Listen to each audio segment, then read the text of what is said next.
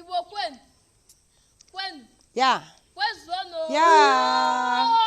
Aha m bụ Nwaada Ani Aka Ifechukwu. Abụ m onye isi na nke dị n'okpuru ọchịchị Anọsha. Ga-anụ ntị ka unu n'aka ifo anyị ji bịa n'ụbọchị nke taata. Ifo chakpi. Chakpi. O nwere akọ m ga-akọrọ unu. O ruru otu mgbe n'obodo ụmụ anụmanụ. Ọkụkọ na agụ wee sị na ha ya anwụ ike. Agụ jụọ ọkụkọ kere ihe ha ya eme. Ọkụkọ wee sị agụ na ha ya rigoro ukwu isi. Onye rigoro ọrịtuo. Ọkụkọ wee fetuo. Agụ rigoro daa nwụọ. Ọkụkọ na ụmụ ya wee buru anụ agụ taa. Ka ha na-atazi anụ agụ a. Mbe wee gafete jụọ ha kedu ihe ha na-ata. Ọkụkọ sị na ha na-ata anụ. Mbe jụọ ha anụ gịnị. Ha sị na anụ agụ. Mbe wee sị ha nyi ya anụ.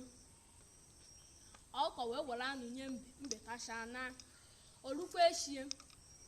Mbe wee bịakwaba ọkụkọ ịbịa gụrụ ọkụ. Ọ gụrụchaa ọkụ enyekwu ya anụ ọta. Olu ka ọ bịaziri nke ịtọ ọkụkọ ekwezighị enyi ya anụ. Mbe wee sị na ejekọrọ ndị obodo na ọbụ nyanwa bụ ọkụkọ buru agụ taa anụ ya. Ọkụkọ na ụmụ ya wee shiri ọkpụkpụ agụ jebe mbe dobie. Mbe wee pụọ jekọrọ ndị obodo na ọkụkọ buru agụ taa anụ ya. Ndị obodo wee sị ya kedụzi ka o si ekwu ụdị ihe a. Ndị obodo wee kpebizie na ha ya ejebe mbe jee ebe ọkụkọ ka amara onye gburu agụ.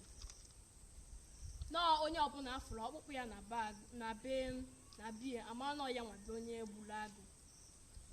O wee ruo ka ha ji ebe ọkụkọ ha afụ ha ọkpụkpụ ọbụla. Ha jezie ebe mbe wee fụzie ebe ọkpụkpụ agụ dị. Ndị obodo wee sizie mbe na ya nwabe onye gburu agụ taa anụ ya. Ha wee taa ya afụ dịka iwu obodo si wee dị. Iwo chakpi.